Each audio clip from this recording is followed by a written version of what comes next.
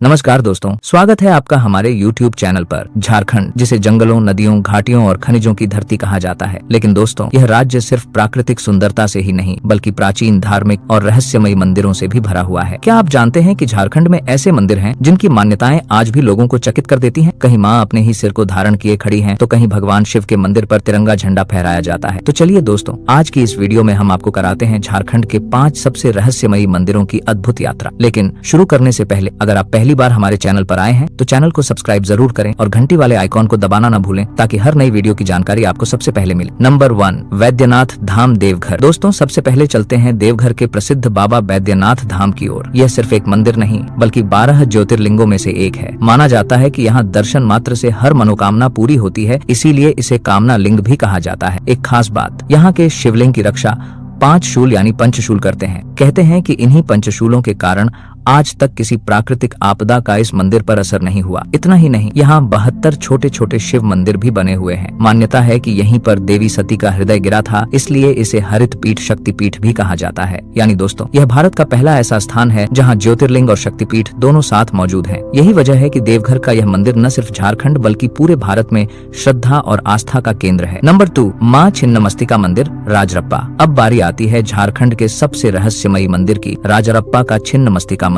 यह रांची से करीब 80 किलोमीटर दूर स्थित है। दोस्तों यह मंदिर देवी छिन्नमस्तिका को समर्पित है, जो अपने ही कटे हुए सिर को धारण किए हुए हैं। उनके शरीर से 3 रक्त धाराएं निकलती हैं, जिनमें से 2 उनकी सखियों डाकिनी और शाकिनी को और तीसरी खुद देवी को अर्पित होती है। यह दृश्य जितना रहस्यमय है उतना ही भय और भक्ति से भरा हुआ है। कहा जाता है कि यहाँ माँ भक्तों के सभी कष्ट दूर करती हैं और तंत्र साधना करने वालों के लिए यह स्थान बेहद शक्तिशाली है। चौंकाने वाली बात यह है कि यहाँ रोजाना सैकड़ों बकरों की बलि चढ़ाई जाती है, लेकिन मंदिर परिसर हमेशा स्वच्छ और शांत बना रहता है। इतिहासकारों का मानना है कि यह मंदिर महाभारत काल से भी पुराना है और सबसे खास, यह मंदिर भैरवी और दामोदर नदी के संगम पर स्थित है, जिससे इसकी सुंदरता और भी बढ़ जाती है। नंबर 3, देवड़ी मंदिर, रांची। दोस्तों अब चलते हैं उस मंदिर की ओर जिसका नाम आते ही हर भारतीय क्रिकेट प्रेमी को महेंद्र सिंह धोनी याद आ जाते हैं। जी हाँ, यह है रांची का देवड़ी मंदिर। माँ दुर्गा को समर्पित यह मंदिर रांची से करीब 17 किलोमीटर दूर स्थित है। यहाँ माँ दुर्गा की 3 फीट ऊंची प्रतिमा है, जिनके 8 हाथ हैं। धोनी जब भी किसी बड़े मैच या टूर्नामेंट में खेलने जाते थे तो पहले यहाँ आकर आशीर्वाद लेते थे।